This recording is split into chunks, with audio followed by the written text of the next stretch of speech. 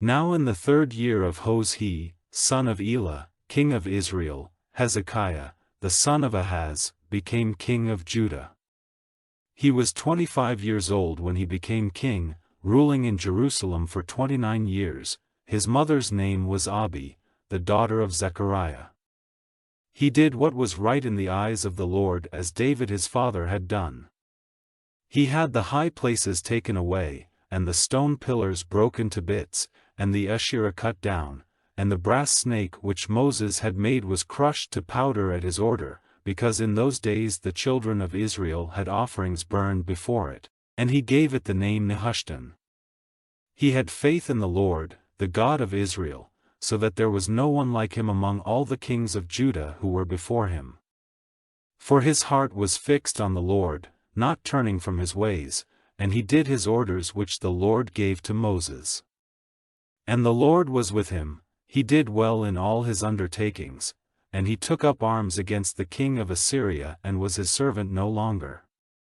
He overcame the Philistines as far as Gaza and its limits, from the tower of the watchman to the walled town. Now in the 4th year of King Hezekiah, which was the 7th year of Hoshea, son of Elah, king of Israel, Shalmaneser, king of Assyria, came up against Samaria, shutting it in with his armies. And at the end of 3 years they took it, in the 6th year of Hezekiah's rule, which was the 9th year of Hoshea, king of Israel, Samaria was taken. And the king of Assyria took Israel away as prisoners into Assyria, placing them in Hala and in Habor on the river Gozan, and in the towns of the Medes, because they did not give ear to the voice of the Lord their God, but went against his agreement, even against everything ordered by Moses, the servant of the Lord, and they did not give ear to it or do it.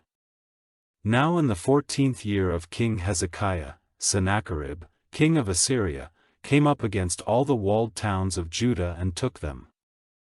And Hezekiah, king of Judah, sent to Lachish, to the king of Assyria, saying, I have done wrong, give up attacking me, and whatever you put on me I will undergo.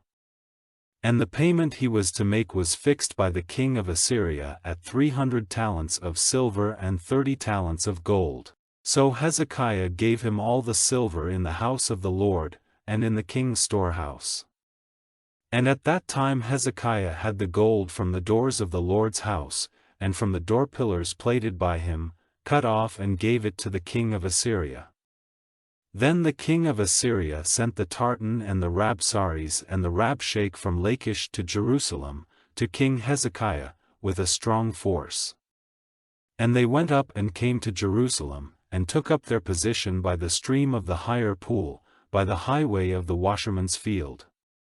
And they sent for the king, and Eliakim, the son of Hilkiah, who was over the house, and Shebna the scribe, and Joah, the son of Asaph, the recorder, came out to them. And the Rabshakeh said to them, Say now to Hezekiah, These are the words of the great king, the king of Assyria, in what are you placing your hope? You say you have a design, and strength for war, but these are only words. Now to whom are you looking for support, that you have gone against my authority?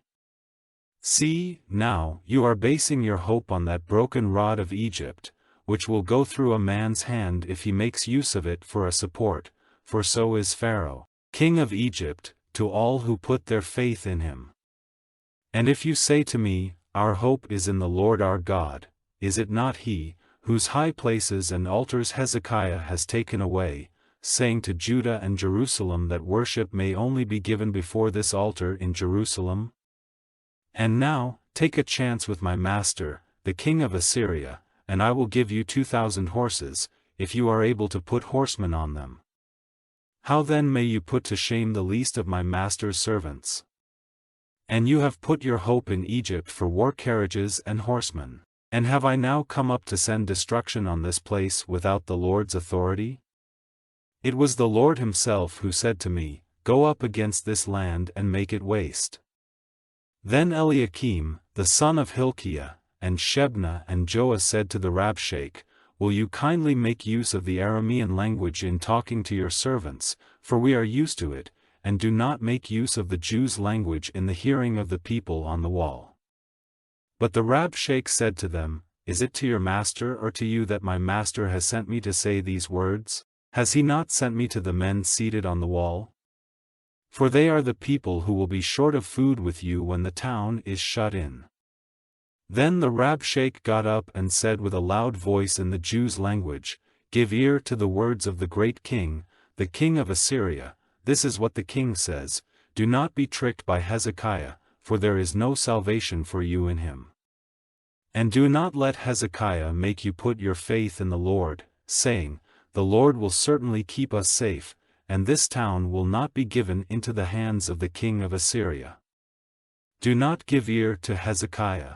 For this is what the king of Assyria says, Make peace with me and come out to me, and everyone will be free to take the fruit of his vine and of his fig tree, and the water of his spring, till I come and take you away to a land like yours, a land of grain and wine, a land of bread and vine gardens, a land of oil-giving olives and of honey, so that life and not death may be your fate. Give no attention to Hezekiah when he says to you, The Lord will keep us safe. Has any one of the gods of the nations kept his land from falling into the hands of the king of Assyria? Where are the gods of Hamath and of Arpad? Where are the gods of Sepharvaim, of Hena and Ivah? Have they kept Samaria out of my hands? Who among all the gods of these countries have kept their country from falling into my hands, to give cause for the thought that the Lord will keep Jerusalem from falling into my hands? But the people kept quiet and gave him no answer, for the king's order was, Give him no answer. Then Eliakim, the son of Hilkiah, who was over the house, and Shebna the scribe, and Joah, the son of Asaph, the recorder, came to Hezekiah, with their clothing parted as a sign of grief, and gave him an account of what the Rabshakeh had said.